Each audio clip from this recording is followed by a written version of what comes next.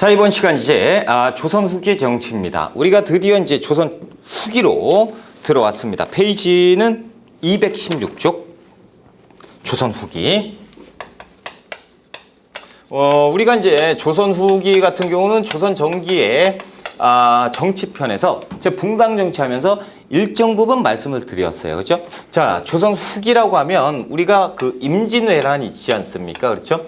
임진왜란 이전을 조선 전기라고 보통 보고요. 임진왜란 이후에 후기로 보게 됩니다. 그래서 조선 전기와 후기는 이렇게 딱 구분이 된다라는 거죠. 그래서 조선 후기, 임진왜란 이후의 상황이구나라고 보시면 되고요. 자, 우리가 216쪽에 보시면 정치구조의 변화입니다. 그래서 양괄호 1번의 정치구조의 변화, 동그라미 1번의 비변사라고 하는데, 여러분 이 비변사라고 하는 것이 우리가 임진왜란 때 잠깐 나왔다가 제가 나중에 설명드릴게요 라고 말씀을 드렸습니다. 그렇죠? 자, 이 비변사라는 것이 말 그대로 그 변방을 방비하는 기구라는 뜻이에요. 이게 임진왜란 바로 직전에 설치가 되는 것인데, 자, 보세요. 동그라미 1번에 비변사의 기능 강화라고 되어 있는데 그 밑에 비변사의 변천 볼게요. 시기, 중종 때 임시기구로 만들어지기 시작합니다. 그래서 중종 때 임시기구로 만들어지는데 설명 드릴 거예요. 일단 보세요. 그리고 명종 때 상설기구화가 됩니다. 이게 무슨 얘기냐? 자, 중종 때 있었던 것이 이제 삼포회란이 있었습니다. 삼포회란.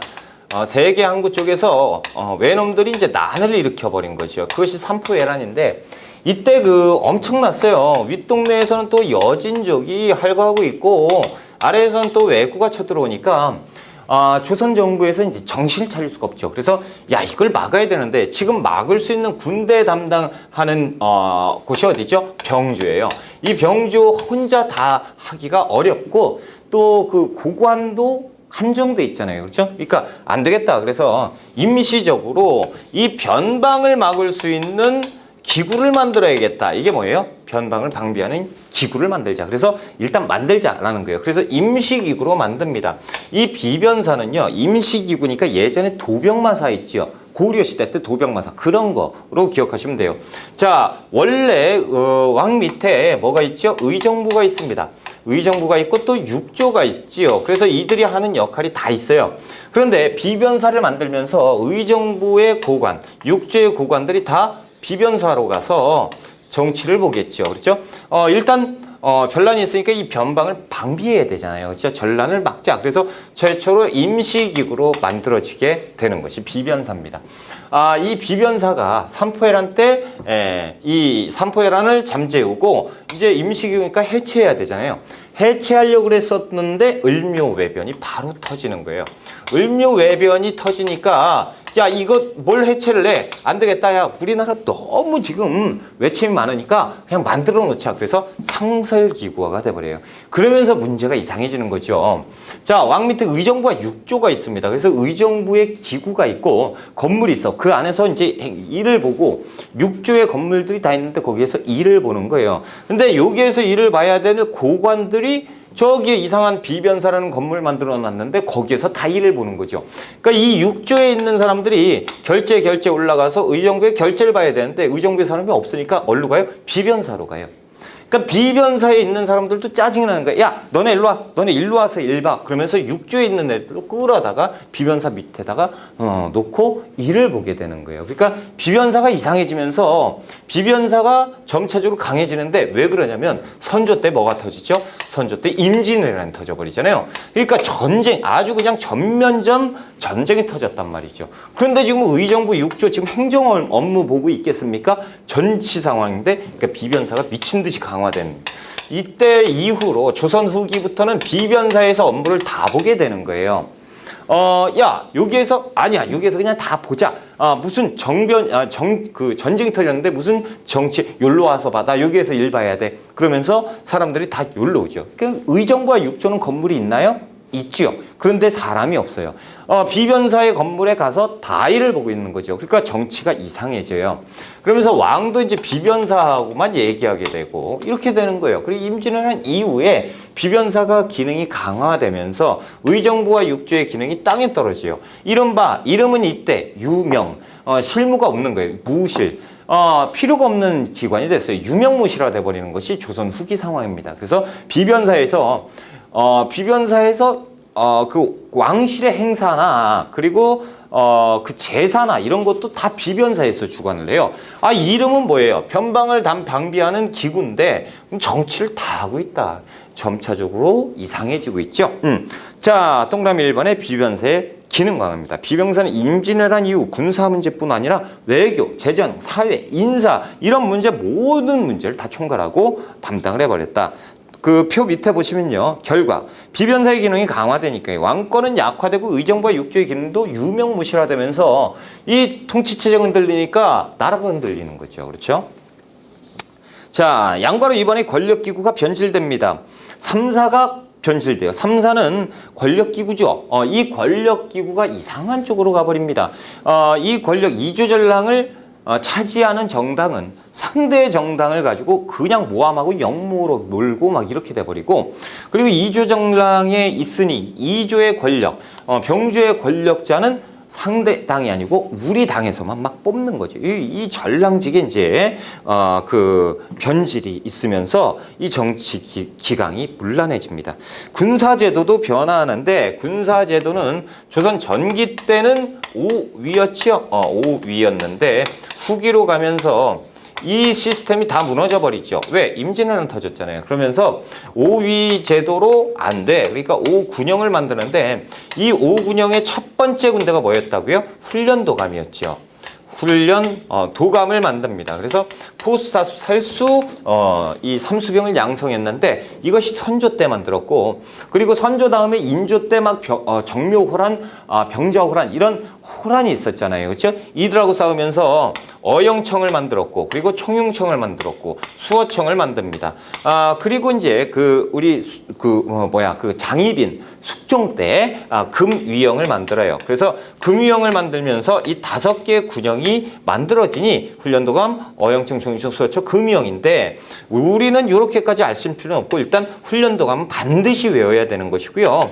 그리고 금유형은 누구 때? 숙종 때. 그래서 숙종 때 5군영이 완비됐구나 이렇게만 아시면 돼요. 이 내용 필요 없어요. 시험에 안 나옵니다. 자, 그래서 이렇게 됐고, 그리고 그 2번 군사제도의 변화에서 동그라미 3번 5군영이 변질되었다라고 보세요. 이 5군영이 변질되는데요. 지금 요거 어떤 군대죠? 국가의 군대죠. 그런데 조선 후기로 가면 숙종 이후로 가면서 누가 서인들이 장악을 하죠. 서인이 이제 노론소론으로 갈리게 되면서 노론이 또 집권을 하는데 이들이 이제 계속 일당전제화가 되죠. 지들 혼자 정치를 이끌어가게 되잖아요. 일당전제화라고. 그래서 붕당정치가 변질되는데 이때 어떤 식으로 하냐면 아까 그 언론기관 있죠. 3사 이들이 장악합니다. 그리고 이 군대도 자신들의 사병처럼 이걸 가지고 이끌고 가요. 그러니까 군대를 조직해서 왕이 이 군대를 이끌고 가야 되는데 안 그래요. 그러니까 왕이 숙종이 열받아가지고 이랬다가 저랬다가 막 하잖아요. 그 황국으로 이어지는 것이 이 훈련도감 같은 것이 서인의 군사적 기반이 돼버려요. 그러니까 얘들 마음대로 군대를 움직여버려요. 그러니까 왕권을 위협하는 존재들이 돼버리는 거죠. 자, 양가로 이번에 이제 지방 방어 체제인데 소고군 체제예요. 그래서 소고군이라고 하는 것은 언제 만들어지죠? 훈련도감과 같이 만들어지는 제도잖아요. 임진왜란 때 만들어지죠. 그래서 소고군은 양반에서 노비까지 편제하는 제도였습니다. 그렇죠? 자, 217쪽으로 갑니다. 붕당 정치의 변질. 그래서 숙종 때 숙종이 제일 먼저 시작하려고 했었던 게 뭐죠? 탕평 정치예요. 그래서 얘들아 싸우지 마. 나 이제 탕평채 갈 거야. 라고 했는데 편당적으로 한쪽 편을 들어버렸죠. 한쪽 편을 들면서 니들이 그냥 집권해. 그러면서 서인의 사람들만 뽑아가지고 중요기관으로 핵심 그 인사로 배치하고 남인 쪽에서 뽑아서 핵심 인사로 배치를 해버리니까 이게 뭐예요? 이렇게 되면서 뭐가 오히려 부작용으로 탕평책이 올바로 가지 않고 환국이 발생해버리는 이런 일이 벌어졌다라는 거죠. 그래서 이 양과로 2번에 환국이 발생했는데 경신환국, 그래서 이제 설명 다 드린 겁니다. 저번 시간에. 그래서 서인이 집권하고, 기사왕국, 그래서 남인이 집권하고, 갑술왕국 또 서인이 집권했죠. 그래서 그 기갑, 경기갑 이렇게 외우라고 했잖아요. 그래서 앞에 경기갑 이게 나왔죠. 그러니까 숙종이 등장했을 때 남인이 집권하고 있었고, 이 남인을 권력을 뺏어가지고 서인을 줬으니 기갑, 경기갑, 그러면 경신왕국이겠네. 그렇죠. 경신왕국이죠. 지금 제가 뭔 얘기하는지 모르시는 분들은 붕당 정치의 전기를 다시 보세요. 그렇죠? 큰일 납니다. 그거 모르시면 안 돼요. 자, 그리고 영조가 나오는데요. 이 영조 전에 경종이 있었지. 그렇죠? 그리고 이제 영조가 등장을 하면서 제대로 된 탕평책을 시행하는데요. 이 영조는요, 굉장히 공부를 많이 했다고 제가 저번 시간에 말씀을 드렸었습니다. 그렇죠? 그래서 학식이 굉장히 뛰어나고요. 명분에서 뛰어나요. 그러다 보니까 그 신하들을 누를 수가 있잖아요. 게다가 자신의 아들까지 죽였는데 누군들 못 죽이겠어요. 그렇죠? 그러니까 엄청나게 왕권이 강해집니다. 일시적으로 왕권이 확 강해지니까 이때 당시에 집권 세력 누굽니까? 이 노론들이잖아요. 이 노론들도 엄청나게 노련한데 이 영조가 훨씬 더 노련해요. 그러니까 영조한테 깨갱이죠. 그러니까 이 노론은 힘이 엄청나게 지금 강한데도 불구하고 기죽어 있는 거예요. 때만 기다리고 있는 것이 노론. 영조는 그냥 찍어 누르는 것이 영조입니다. 그래서 이 강력한 왕권을 가지고 시행한 탕평책, 이것이 영조의 탕평책이에요. 그것이 완론 탕편입니다. 자, 동그라미 1번 초기의 탕평책. 영조는요, 일단 탕평 교서를 발표를 해요. 자, 지금부터 잘 들어. 내가 교서 발표하니까. 니들 싸우지 마. 싸우면 가만 안 둘 거야. 라고 얘기를 하는 것이 탕평 교서고요. 그리고 성균관 안에다가 탕평 비석을 세워버려요. 탕탕평평 니들 싸우면 혼날 거야. 막 이렇게 써놓고, 이인자의 난이 또 발생을 했었는데 요새는 안 나와요. 예전에는 자, 죄인 이인자를 잡아라! 이런 얘기가 있었습니다. 이인자의 난은 영조 때를 얘기하는 거예요. 그러니까 죄인 이인자 누구예요? 그러면 이 왕은 영조입니다. 그렇죠? 이인자는요, 경종이 갑자기 세상을 떴잖아요. 이 갑자기 세상을 뜬 것은 저 영조가 경종을 어떻게 한 것이다. 라고 하면서 이 영조가 이렇게 한 것을 올바로 바로잡겠다 그러면서 반란을 일으킨 건데, 실제는 뭐냐면 이 강력한 탕평책을 시행하다 보니까 이들을 찍어 누르잖아요. 못 살겠네 진짜. 그러면서 이제 왕을 바꾸자 그러면서 이제 들고 일어난 것이 이인자의 난이었어요. 자, 동그라미 2번 왕권 강화책입니다. 붕당을 없애려고 했었던 것이 영조입니다. 그래서 영조는요, 탕평파라는 것을 만들어요. 탕평파. 여러분, 탕평파가 그 노론, 소론, 뭐 서인, 남인 막 이렇게 있죠. 정당을 만들어 버리는 거예요. 탕평파. 쉽게 얘기하자면 영조의 당파입니다. 그래서 네 사람들을 막 만들어서 야, 탕평파 해. 그 다음에 어떻게 하냐면 이들을 없애버리려고 했어요. 살림의 존재를 부정하고 붕당 자체를 없애버리려고 했었던 것이 영조였습니다. 그리고 이 서원을 싹 다 없애버려요. 그래서 서원을 정리합니다. 싹 다 없앴다고 해가지고 서원을 철폐했나 보다. 아니요. 대부분의 서원, 필요 없는 데를 다 정리했어요. 이유는 뭡니까? 이 서원이요, 점차적으로 이들의 놀이터가 되면서 지방에 이들의 힘을 키웠던 곳이 돼버리는 거예요. 서원에서 돈 있죠, 힘 있죠. 힘 있는 그 대신들이 모여가지고 여기에서 노닥거리죠. 그러니까 영조 입장에서 봤을 땐 이것들이 여기에서 역적모의하고 있는데 이렇게 되는 거지. 그러니까 얘들이 힘을 키우는 것은 어디입니까? 서원이에요. 그러니까 이 서원을 없애버리면 얘들이 놀 수 있는 공간이 없어지면서 얘들의 결속력을 깰 수가 있겠죠. 그래서 서원을 철폐하게 되는 거예요. 그래서 서원을 확실하게 확 미는 것은 나중에 이제 고종 때 흥선대원군이 엄청나게 많은 수의 서원을 싹 다 없애거든요. 근데 이때는 그 정도까지는 아니지만 아무튼 전내 시기에 비해서는 이건 단칼에 그냥 확 민 거하고 다름없죠.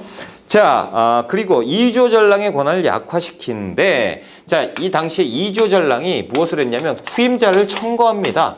그래서 다시 얘기해서 그냥 쉽게 자기 후임자 뽑아가지고 놓고 이렇게 했단 말이죠. 그러니까 영조가 이걸 보고 니들이 왕해 차라리 이렇게 되는 거죠. 그러니까 이조전랑직이 했었던 후임자 청거권 이런 것들, 3세 관리, 뭐 관행, 삼사도 역시 자기들이 막 놓고 이렇게 했단 말이죠. 그러니까 니들이 왕해라, 인사권 마음대로 하고. 그래서 이들의 권한을 싹 다 없애버렸습니다. 다시 얘기해서 이 인사권을 영조가 싹 다 챙겼다는 거죠. 왕권 강화죠.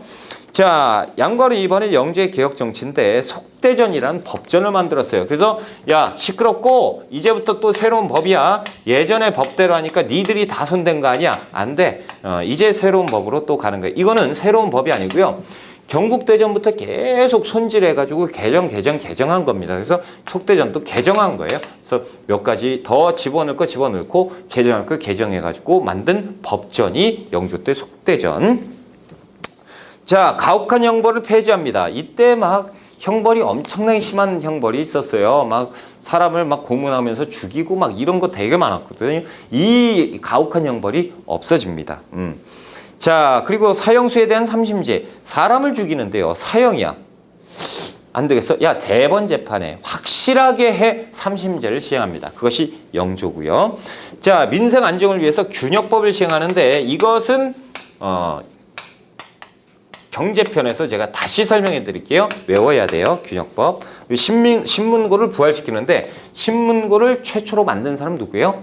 태종 이방원. 흐지부지 내다가 영조 때 를 시켜요. 그래서 신문고의 부활은 영조, 신문고의 설치는 태종. 이렇게 보시면 됩니다. 자, 그래서 영조에 대해서는 싹 다 우리가 외우자라는 거예요. 제가 칠판에는 안 썼지만 여기에 있는 내용 싹 다 외우셔야 되고, 그리고 정조에 대한 내용이 또 나옵니다. 그래서 우리 시험에서는요, 정조 대 영조를 시험 문제를 내요. 그래서 영조의 업적이다, 정조의 업적이다, 이런 것들, 개혁정치 누구 거냐, 정조 얘기를 자료로 놓고 영조 걸 집어넣어 버립니다. 그러니까 영조와 정조를 뭉뚱그려가지고 한 문제 만들기 딱 좋아요. 개혁정치. 게다가 똑같이 무엇을 시행합니까? 탕평책을 시행하거든요. 그래서 탕평책에 대한 내용을 집어넣고 그리고 이제 물어보는 경우가 대부분입니다. 그래서 영조와 정조는 뗄래야 뗄 수가 없어요. 시험에서. 그래서 다 외우셔야 됩니다. 자, 정조는요, 조금 틀려요. 자, 할아버지는 엄청나게 강한 힘을 가졌잖아요. 아버지도, 정조의 아버지가 누구죠? 사도세자예요. 영조의 아들이 사도세자고, 사도세자가 죽임을 당했고요. 그렇죠? 자, 영조는 정조를 그 손으로, 세자가 아니고 세손이죠. 손자니까. 세손으로 책봉하고 정조가 이제 왕이 되는데요. 그러다 보니까 이 신하들, 이때 당시 억눌려 있었던 이 노론 세력들이 기가 살아요. 왜냐면 할아버지거든. 영조가 엄청나게 힘들었어요. 얘들 힘들게 했단 말이죠. 근데 정조가 애기잖아요. 얘들 눈에는 애기란 말이죠. 그러니까 애기가 왕이 됐구만. 이렇게 되는 거죠. 그러니까 정조 알기를 우습게 알면서 다시 이 일시적으로 억눌렸던 힘이 부활하는 거예요. 얘들은 기죽고 있다, 때만 기다리고 있다. 애기가 왕이 됐으니까 야, 이제 가보자 한번. 아주 어린 놈이 이렇게 되는 거죠. 그러다 보니까 이제 왕권이 다시 추락하려고 하고, 그러다 보니까 정조는 이것들이 왕권에 도전을 해 한번 해볼까? 이렇게 됩니다. 그러니까 노론들이요, 정조가 자꾸 억압을 하니까 노론들이 자객을 보내요. 그래서 정조 암살 사건들이 엄청나게 많았어요. 그러다 보니까 정조는 이거 왕권을 다시 탄탄하게 해야 되겠구나 라고 왕권 강화책을 엄청나게 많이 하고요. 그러다 보니까 이제 탕평책을 시행하는데 영조가 시행한 탕평책은 강력한 왕권을 가지고 행사하면서 찍어 누른 탕평책이라고 하면 정조는 그렇지 못했습니다. 왜? 강력하지 못했으니까요, 왕권이. 그러다 보니까 이 왕권을 강하게 만드는 탕평책을 하거든요. 그러다 보니까 어떤 탕평책? 인재를 적재적소에 딱딱딱딱 임명하는. 그래서 고른 등용, 인재 등용을 통해서 자신의 힘을 강화시켰던 왕이 정조고, 그래서 이 인재를 적재적소에 하면서 시행한 것이, 그런 탕평책이 정조 때 했던 준론 탕평책입니다. 자, 동그라미 1번. 사도세자의 죽음과 시파, 벽파, 얘들이 막 갈리고 막 난리가 났었잖아요. 그렇죠? 이런 것을 겪고 왔기 때문에 정조 역시 이 신하들을 우습게 보고 시작하지 못합니다. 그렇죠? 야, 노련하고, 그리고 우리 아버지를 죽음에까지 몰게 갔던 무서운 놈들, 저것들을 내가 억압하려면 내가 더 똑똑해져야 돼. 그러면서 정조는 어린 나이에 엄청나게 열심히 공부를 하고 무예도 뛰어납니다. 그렇죠? 그래서 정조대왕. 동그라미 2번 적극적인 탕평책, 강력한 탕평책 영조, 적극적인 탕평책 정조입니다. 자, 척신과 황관을 제거하고 그동안 권력에서 배제되었던 노론, 그리고 남인 없어졌었잖아요. 그 남인 출신 그 계를 이어가고 있는 사람들, 그들을 뽑아와서 적재적소에 배치를 하는데, 이 남인 세력들은 정계에서 은퇴한 다음에 뭐 했는지 아십니까? 대부분 이 남인들은 실학을 연구합니다. 실학. 그 유명한 실학을 연구해요. 그래서 북쪽의 학문을 또 받아들여서 북학을 연구하고 이 북학파 실학자로 대표적인 게 정약용. 이런 신하들이 남인 출신, 남인 계열 실학자들이 있었어요. 이들을 막 뽑아서 기술이 최고지. 그러면서 자신의 측근에 놓게 되니 그것이 정조의 개혁정치입니다. 자, 218쪽이에요. 정조의 개혁정치. 그래서 수원화성, 시흥, 환화, 횡렬도 이런 것들 나오면 정조입니다. 정조로 부셔야 돼요. 동그라미 1번 왕권강화인데 기억번 규장각이 있어요. 자, 여러분 규장각 어디서 많이 들어본 것 같기도 하고 그렇죠? 이 규장각은요, 이 정조가 어디입니까? 저기 창덕궁이 그 조선의 본궁인데, 창덕궁 저 뒤편에 보면 호수 같은 거 있어요. 거기에 이제 정자 같은 거를 만들어 놨는데 그게 규장각입니다. 그래서 1층은 규장각이고 2층은 열람실로 사용한 그것이 규장각인데, 선생님 규장각이 뭐 하는 겁니까? 예전에 집현전 있죠. 집현전이 홍문관으로 바뀌었죠. 이 홍문관이 규장각으로 바뀐 거예요. 이렇게 보시면 됩니다. 그래서 어떻게 보면 학술 연구기관처럼 보이지만 실질적으로 거기에서 공부하는 사람들은 다 누구 편이에요? 정조 편이죠. 그래서 이런 자신의 기반을 다지기 위해서 만들었던 것이 규장각이에요. 왕실 도서관 기능의 규장각을 강력한 정치 기구로 육성시켜서요, 박제가, 유득공, 정약용 이런 사람들을 대거 등용을 시킵니다. 그래서 여기에서 연구해라 라고 해서 그 왕권 강화 그리고 개혁 정치 이런 것들을 연구하게 되는 것이죠. 그리고 특징적인 게 박제가, 유득공은요 서얼 출신입니다. 그동안 서얼들은요 중앙정치의 그 문과에 응시할 수가 없었잖아요. 그렇죠? 그러다 보니까 고관이 될 수가 없었어요. 고관에 갈 수도 없었고 청료직 이런 데 갈 수가 없었는데 정조 때 비로소 이들을 대거 등용해서 규장각에서 연구를 시켜버려요. 그래서 야 능력 좋은데 자 일로 와서 여기에서 공부하시오. 이렇게 해서 관리를 만들어주니 그것이 검서관, 규장각 검서관으로 등용하게 됩니다. 니은번 장용영이 있는데 장용영 모르시면 절대 안 해요. 장용영은요, 제가 말씀드렸죠. 이들이 암살, 막 자객을 보내버린다니까요. 그래서 암살에 노출되어 있었던 게 정조인데, 이 정조는 그걸 알고요. 그래요. 하루는 이런 일이 있었습니다. 정조가 잠을 자고 있었는데, 느낌이 이상해서 눈을 탁 떴더니 자객들이 칼을 휘두르고 있어요. 그 놀래서 정조는 항상, 침전, 머리맡에 칼을 두고 잤거든요. 이 칼 뽑아가지고 거기에서 자객을 싹 다 물리쳤다는 거 아닙니까? 다 물리치고 걔 밖에 아무도 없느냐? 그러고 문을 탁 열었더니 궁이 텅텅 비었대요. 있을 수 없는 일이죠. 그럼 무슨 얘기입니까? 그 내시들도 싹 다 한통속이라는 얘기예요. 야, 그쪽 갈 테니까 다 털어놔. 그렇죠? 다 길 열어놔. 예, 그러니까 다 열어놓은 거예요. 왕 죽으라고. 그렇죠? 이런 일들이 있었고, 막 장난이 아니지. 그러니까 믿을 수 있는 사람이 단 한 명도 없었던 게 외로운 군주 정조였단 말이죠. 그래서 당시에 자신의 친위 부대를 만들어요. 30명 가지고 만들거든요. 30명 가지고 비밀리에 조직합니다. 착착. 그래서 내 호위무관, 그러니까 경호실을 만드는 거지. 경호실을 만드는데 이게 나중에 가서 18,000명으로 늘어버립니다. 그리고 직접 정조가 시범을 보여가지고 이들을 교육을 시켜요. 야, 이렇게 하는 거야. 무예 교육을 시켜요. 그리고 이 병법서를 쓰니 또 무예도보 통지도 직접 만들고, 하여튼 정조가 못하는 게 없어요. 싹 다 만들었다라는 거죠. 자, 그래서 장용영 나오면 무조건 정조예요. 정조의 친위부대 장용영입니다. 친위부대인 장용영을 설치했고요. 그리고 그 초계문신 제도가 있었어요. 이것도 모르시면 안 되는데, 초계문신제. 초계문신 제도는요, 37세 이상, 37세 이하의 당하관이라고 하면 종산품 이하를 당하관, 정삼품 이상을 당상관, 빨간 옷 입는 사람들, 그렇죠? 청색 입는 사람들, 이 사람들 중에 뽑아요. 얘 괜찮은데, 능력 좋은데, 일로 와봐. 그래서 여기에서 이제 공부를 시킵니다. 직접 자신이 선생님이 돼서 과외 공부를 하는 거죠.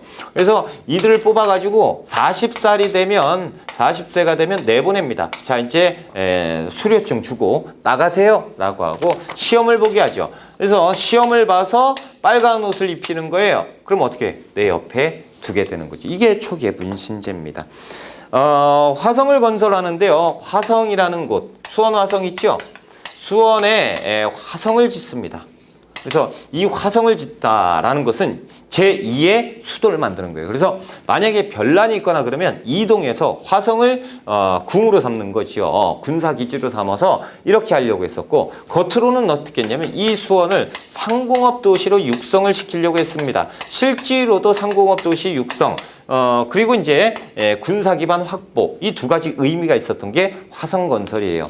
여러분들 화성 가보셨죠? 엄청나게 높습니다. 이거를 그 정약용이 어떤 거 거중기 이거를 고안하지 않습니까? 그렇죠? 요걸 가지고 건설하는 걸 공사 기간을 1년 6개월 단축시켰어요. 엄청 빠른 속도로 만들었던 게 수원 화성이에요. 그리고 이 수원 화성을 제2의 도시로 만들려고 했던 정조, 무엇을 보면 알 수 있냐면요. 사도세자의 그 무덤, 그러니까 아버지의 묘소를 수원으로 옮겨버리거든요. 요거. 그리고 이제 아버지, 그러면서 막 펑펑 운단 말이지. 얘들이 벌벌 떨죠. 쟤 왜 그래? 쟤 정신 나간 거 아니야? 영조가요, 유언을 남겼거든. 사도세자는, 모르는 사람이니까 역사 속에 지워라. 앞으로 이거 금지다. 그러고 죽어. 근데 이제 정조가 뭐라고 얘기합니까? 나는 사도세자의 아들이요. 이것은 금기어예요. 그런데 정조가 그 얘기를 했습니다. 그리고 왕이 앉자마자 사도세자의 묘를 옮기고요. 행차를 해서 가서 펑펑 울죠. 이를 모함했던 세력들과 함께. 그러니까 얼마나 무섭겠어요, 신하들이. 그렇죠? 자, 화성건설, 수원으로 사도세자의 묘를 옮기고 화성을 세워서 정치적, 군사적 기능을 부여하고요. 동시에 상공인을 육성시키려고 했었다라는 거 매우 중요해요. 자, 동그라미 2번 지방통치인데요. 향약 있죠. 자, 여러분 향약은 누가 만들죠? 유양수의 관리가 만들죠. 그런데 정조는 이 향약을 띄어서 누구에게 줬냐면 수령에게 줬습니다. 자, 수령은 누굽니까? 왕이 직접 임명하죠. 다시 얘기해서 왕의 대리인이 수령이에요. 그러면 수령의 권한을 엄청나게 높인 거죠. 수령의 견제 세력이 지방에 없게 되잖아요. 유양소의 관부는 누구야? 다 이들인데 이들의 힘을 뺏어가지고 수령에게 넘겼으니 오히려 얘들이 수령에게 아부를 떨어야 되는 이런 상황이 돼버리는 거죠. 그래서 왕권 강화의 요소가 또 있었다라는, 수령의 절대권을 만들어버려요. 자, 동그라미 3번에 금난정권이 있는데요. 여러분 요것은 금난정권 폐지. 요것도 알아두셔야 되는데 요거 경제편에서 제가 설명을 드릴게요. 신해통공이라고 합니다. 이것을. 자, 편천서비, 대전통편, 동문휘고, 뭐 이런 거 있고, 무예도보통지 이런 것들이 있는데 정조예요. 그래서 영조와 정조는 죄송하지만 싹 다 외우셔야 된다고 제가 말씀드렸죠. 무조건 암기 들어가야 됩니다. 자, 세도 정치가 들어가는데요. 자, 정조가 세상을 떴습니다. 그렇죠? 그런데 정조가요, 몸에 종기가 나거든요. 근데 이 종기가 급속도로 퍼져요. 그러다가 약을 한제 쓰는데 이 약을 쓰고 15일 만에 세상을 뜹니다. 이 15일 만에 약을 먹고 세상을 뜨니까 후사를 단단하게 못 해놓고 세상을 떠버렸단 말이죠. 그리고 그 15일 전에는 엄청나게 건강했어요, 사람이. 그런데 갑자기 죽었단 말이죠. 그러니까 정조가 독살된 거 아니냐, 그렇죠? 근데 독살은 아닌 것 같다. 왜요? 약의 재료가 독은 아니거든요. 근데 현대의학, 그러니까 한의사분들한테 물어봤어요. 그랬더니 절대 독약 아니래. 이게 보약이지 어떻게 독약이냐. 그런데 사람의 체질에 따라서 독이 될 수도 있다라는 거예요. 그러니까 그거를 노리고 이제 이렇게 된 거지. 그래서 암살이 된 게 아니냐라는 추측과 함께 아무튼 세상을 뜨게 되는데요. 그러다 보니까 이 노론 세력들이 이제 이제 새로운 세상이 열렸다 그러면서 아기를 왕으로 올리죠. 그게 누굽니까? 이게 순조, 그리고 헌종, 그리고 철종에 이르는 그 유명한 세도 가문이 집권하는 세도 정치가 이어지게 되는 거죠. 세도 정치. 그래서 안동김씨, 풍양조씨, 안동김씨 이 3대 60여 년 동안 세도 가문이 이 외척들이 권력을 행사하는 이 세도 가문이 외척들이 권력을 행사하는 세도 정치로 가게 되고요. 이때는 아주 그냥 엉망진창이 되는 거예요. 외척들이 정치를 다 해버리거든요. 그리고 12살, 11살, 19살 이렇게 이제 왕이 되는데 애기들이 왕이 됐으니 뭐 하겠어요? 뭘 할 줄 알겠어요? 아무것도 모르잖아요. 그러니까 외척들이요. 자, 이제는 그냥 저희가 알아서 할 테니까 그냥 놀고 계세요. 이렇게 되는 거지. 그러니까 이들은 이들대로 이들은 이들대로. 그러니까 정치가 완전히 개판되는 거예요. 정조가 영조에서 강력한 군주가 있었고 그 왕권이 어느 정도 떨어졌어요. 그리고 정조가 왕이 됐을 때 왕을 제거하겠다. 왕을 죽여버리겠다. 그런 정도까지 왕권이 떨어졌다가 정조가 갑자기 등장을 하면서 왕권을 강화시켰거든요. 그렇죠? 정조 한 마리에 그 2만 명 가까운 군사들이 막 움직일 수 있는데요. 그렇죠? 엄청나게 강했는데 갑자기 정조가 세상을 떠버렸단 말이죠. 이때 이 힘을 그 제야 세력들이 갑자기 중앙정계에 등장을 해버리니 아주 부패 권력들이 등장을 해버리는 겁니다. 그래서 아니 정치 정자도 모르는 사람들이 와가지고 야 이제 됐어. 나 이제 가면 내 사위가 누군지 알아? 우리 삼촌이 누군지 알아? 우리 그 사돈이 이런 사람이야. 이러면서 이제 정치를 하게 되는 거죠. 세도가문이 말도 못했습니다. 그 세도가가 되면요. 집 앞에 사람들이 금은보화를 싣고 줄을 쫙 서서 대기하고 있어요. 그래서 한 명씩 들어가는 거죠. 그럼 들어가면요. 자, 여기 있죠? 이거 보세요. 자, 얼마 갖고 왔어? 얼마? 그러면 자, 볼까? 표를 볼까? 자, 얼마구나. 자, 여기 있네. 그래. 너는 종칠품해야겠다. 그거밖에 안 돼. 돈 액수가 그냥 적혀 있는 거야. 거기에 이제 맞으면 주는 거고, 직함을 이렇게 막 날려버리는 것이 이 세도 정치 때예요.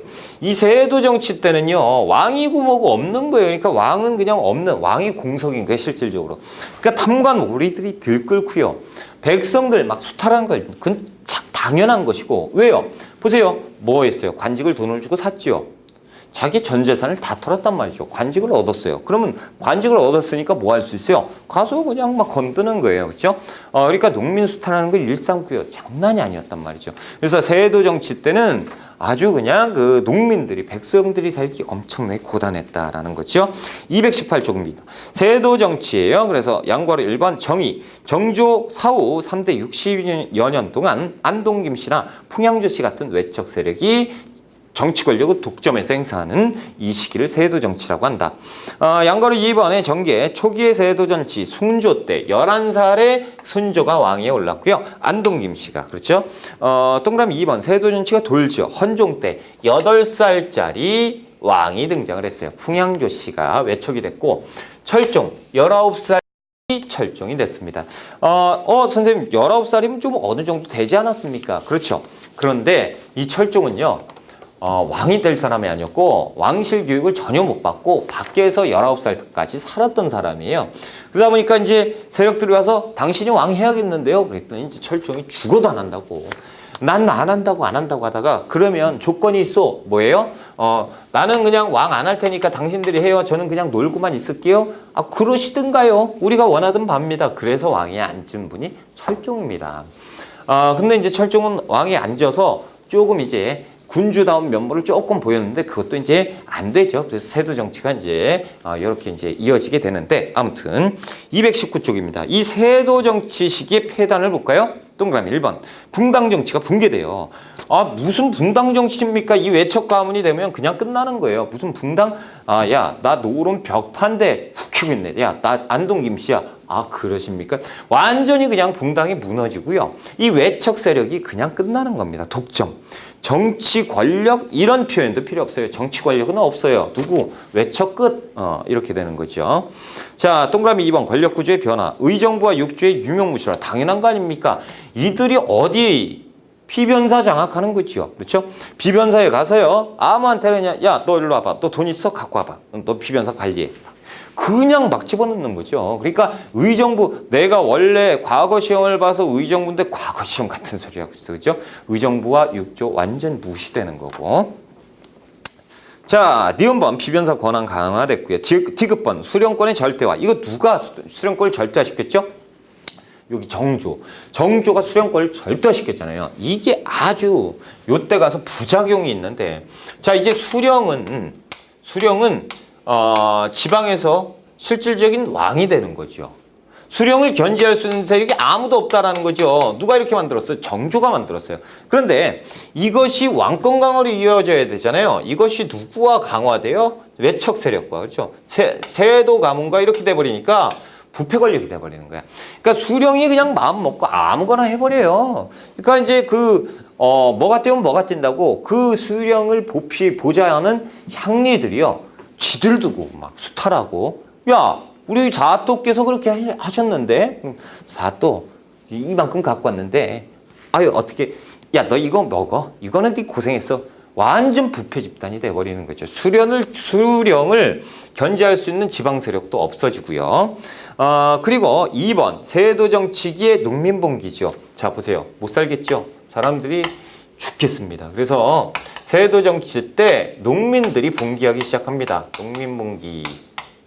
첫 번째가 두 가지 농민봉기가 있거든요. 첫 번째는 홍경래난입니다. 홍경래난은 순조 때 있었어요. 1811년에 순조 때 있었는데 이 서북 지역의 몰락 양반이라고 알고 있었습니다. 그렇죠? 그래서 서북 지역의 몰락 양반 홍경래가 들고 일어난 건데요. 자, 아무튼 219쪽 볼게요. 자, 세도 정치기의 농민봉기인데 배경 동그라미 1번의 삼정의 문란이에요. 여러분들이 삼정의 문란을 좀 아셔야 되는데 삼정의 문란입니다. 세금 걷는 세 가지인데요. 전정, 군정, 그리고 환곡이에요. 자, 전정은요, 땅이 내는 세금이죠. 전세. 그래서 전세를 2배, 3배 걷습니다. 누가요? 얘들이요. 자, 군정. 군정은 아주 엄청 힘든데요. 이런 게 있었어요. 황구첨정이라든가. 또 갑자기 열받네. 자, 황구첨정이 있고요. 여러분한테 열받는 게 아니고요. 백골징포가 있고요. 인징, 족징 이런 것들이 있는데요. 자, 제가 조선 시대에 살았다. 이 세도 정치 때 살았다고 봅시다. 관리가 왔습니다. 자, 이때 보통 1년에 군포를 냈어요. 1년에 군포라는 거. 그래서 군대를 대체복무를 하는 거거든요. 그러니까 1년에 군포 한 필을 내면 군대를 1년 갔다 온 걸로 인정을 해줬어요. 그런데 이제 이때 관리가 와가지고요. 야, 너는 4필 내야겠는데, 5필 내야겠는데? 라고 얘기해요. 아니, 날이 한 필만 내면 되지 않아요? 에이, 야, 너 아버지 계시잖아. 아버지 작년에 돌아가셨는데요. 에이, 거짓말하지 마. 장부에 이렇게 나와 있어. 장부에 나와 있어요. 근데 아버지는 돌아가셨어요. 장부에다 지가 쓴 거야. 원래 안 지운 거죠. 그러니까 황당하죠. 뭐예요? 하얀 뼈다구에다가 징포한 거예요. 백골징포. 그렇죠? 한 필. 그래. 그럼 저 2필이라고 칩시다. 내 것까지. 그러면 나머지 3필은 뭐요? 너 아들 있더라. 아들. 왜? 내 아들 7살인데요. 아니야, 잘 봐봐. 여기 그거 봐요. 7자라고 나와 있잖아요. 그러면 그걸 좀 17살이잖아. 예? 애기 데리고 나왔어. 애기 7살이잖아요. 아니야, 장부에 17살 한 필을 더 내놔. 우와. 노란 입에다가 누런 이에다가 부과하는 정입니다. 그러니까 세 필이죠. 그래, 좋다. 날이 세 필이잖아요. 근데 두 필은 어디 있습니까? 한번 드러나 봅시다. 너 그 옆집 길동이가 도망갔어. 가까운 데 사는 사람 인증. 네 필. 한 필은 뭡니까? 너 저 팔촌 그 당숙이 도망갔어. 족징. 가족에게. 그러니까 이거 하나만 가지고도요, 이 부패를 알 수가 있죠. 만약에 이때 당시면 여러분들이 지금 이렇게만 듣고 있죠. 여러분들한테 세금을요, 1년에 세금 100만 원만 내라. 보통 100만 원 이상은 내요, 세금. 다들 그렇게 내요. 근데 100만 원만 내라 그랬다가요, 내년에 갑자기 3천만 원 내라고 해봐요. 그럼 여러분들은 못 살겠다 그럴 거 아닙니까? 그렇죠? 당연한 얘기 아니에요. 이런 꼴이 된 거예요. 이게 군정의 문란이에요. 와, 사람 미치게 하는 거죠. 자, 환국은 뭡니까? 자, 환국은 선생님 10가마니를 빌려서 11가마니를 갚으면 되는 거 아닙니까? 보통 10분의 1을 이자로 갚으니까 10%. 예, 맞아요. 그런데 이 10가마가 문제입니다. 어떤 10가마가 문제냐면 하나, 둘, 셋, 넷 이렇게 있잖아요. 보통 3가마는 쌀이에요. 4가마 정도, 그래, 양심적으로 쌀이고, 이 6가마 정도는 뭔지 아십니까? 모래예요. 그래서 이 쌀과 모래, 그러면 10가마 맞잖아요. 그렇죠? 선생님, 그래도 그래, 양심껏 4가마잖아요. 그렇죠? 4가마 갖고 가면 그래도, 그러면 이자가 7가마니까 아이고, 그래도 안 빌리면 되잖아요. 근데 뭐 빌렸다 손 치더라도 그렇게 합시다. 그런데요, 이것을 섞습니다. 다 모래하고 쌀하고 섞어가지고 쌀 껍데기랑 막 섞어가지고 10가마를 나눠요. 그래서 줬어. 그러니까 이 황국미를 받아오면요, 그 아낙네들이 펼쳐놓고 거기에서 쌀을 고르는 게 일이었다니까요. 그래놓고 11가마니. 그러니까 몇 프로의 이자야. 이 고리대를 이렇게 했다니까요. 이게 황국미예요. 그러니까 이 세 가지의 문란이 극에 달했을 때가 세도정치 때입니다. 그러니까 이 삼정의 문란 때문에 그 농민복리기가 당연히 일어날 수밖에 없었다. 대표적인 것이 홍경래난이고요. 순조 때입니다. 기억번, 배경, 세도 정치의 폐해, 매관매직의 성행, 서북민에 대한 차별 대우, 이런 것들인데, 홍경래는요 열심히 과거 시험 준비를 했는데요, 계속 떨어져. 근데 계속 떨어지는 이유가 뭔지 아십니까? 돈을 안 갖다 낸 거죠. 당시에 과거 시험은요, 백지를 냈는데 장원급제를 하는 시기입니다. 돈을 줬으니까요. 끝난 거죠. 홍경래 그 사실을 알고 열받죠. 확 분노하는데, 이쪽 서북 쪽에 살고 있는 사람들이 이때 다 모여서 홍경래 주려이로 다 몰립니다. 그러면서 광산, 노동자, 어촌의 어민 뭐 막 다 모여가지고 다 들끓고 일어나요. 왜 그러냐면 당시에 수도 서울에 노비들이요, 이 평안도 놈이라고 우습게 할 정도로 노비들이 놈이라고 한다니까. 그러니까 이제 홍경래에 난 이 그 홍경래 경문을 보면요, 그 서울의 노비들이 우리 도로 평안도 놈이라고 하고, 그리고 조정이 우리를 버림이 분토와 같다라는 거죠. 분은 분뇨할 때 분이에요. 그러니까 똥이란 얘기지. 땅을 똥땅, 그러니까 버린 땅이다라는 거죠. 그래놓고 우리한테 세금은 계속 매기고 이것이 사람 사는 것이냐 그러면서 들고 일어났을 때, 이때 가담한 많은 수의 사람들이 보통 농민이었다라는, 평민이라는 것이요. 그래서 홍경래에 난, 자, 그래서 니은번 보시면 한때 청천간 이북 지역을 거의 장악했는데 5개월 만에 진압당하고요. 자, 그 다음에 임술년에 일어났다 해서 임술 농민봉기가 있었으니요, 이게 1862년이에요. 이때는 이제 철종 때인데, 자, 임술년에 일어난 농민봉기는 장난이 아닙니다. 자, 일단 진주에서 먼저 우와 하고 일어나요. 근데 이것을 시발점으로 해서 전국으로 확대가 됩니다. 그래서 이 함경도까지, 그리고 제주도까지, 이 지금 보세요. 어때요? 전국으로 막 되죠. 공주, 대전, 부산 할 거 없이 전국적으로 일시에 와 하면서 일어나는 것이 임술년에 일어난 농민봉기. 그래서 우리는 진주에서 먼저 일어났다라고 해서 진주 농민봉기라고도 하는데, 원래 1862년에 진주에서 먼저 일어나긴 했지만 이 거국적인 농민봉기가 일어났기 때문에 임술농민봉기라고 하는 것이 더 큰 개념이겠죠. 이렇게 되는 거예요. 그래서 한번 봅시다. 두 번째 임술농민봉기인데 원인을 보면 경상우병사 백낙신이라는 관리가 있었는데 얘가 그냥 갖은 수탈을 다 했어요.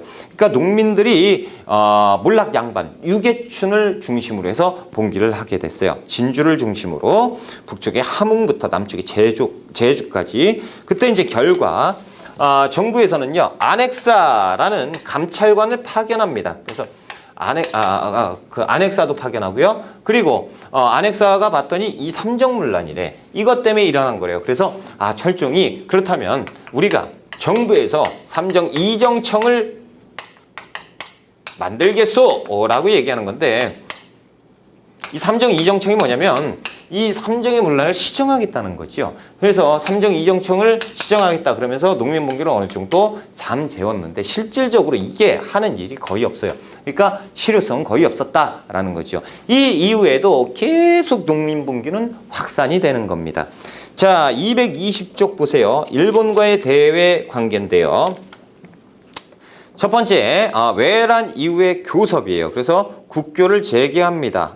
임진왜란 이후에. 그래서 임진왜란 이후에 우리가 그 국교 니들 일본 놈들하고 안 놀아 막 그랬거든요. 이렇게 일본 애들이 이제부터 상국으로 모실 테니 제발 좀 국제사회에서 우리 좀 인정해달라라고 한단 말이죠.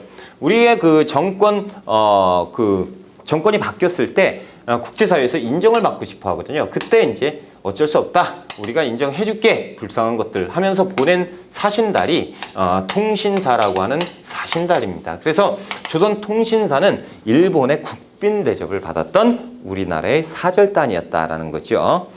자, 그리고 동그라미 3번에 기후약조가 있었어요. 광해군 때 기후약조를 맺어가지고 얘들하고 교역을 허락해줬습니다.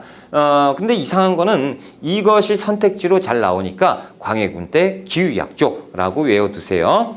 자, 사절의 파견입니다. 그래서 동그라미 2번에 통신사를 파견하는데 조선에서는 선조 때부터 순조 때까지 약 12차례에 걸쳐서 통신사를 파견합니다. 그래서 국빈으로 대우를 받았고요. 자, 독도 문제 하나 볼까요? 자, 우리가 숙종 때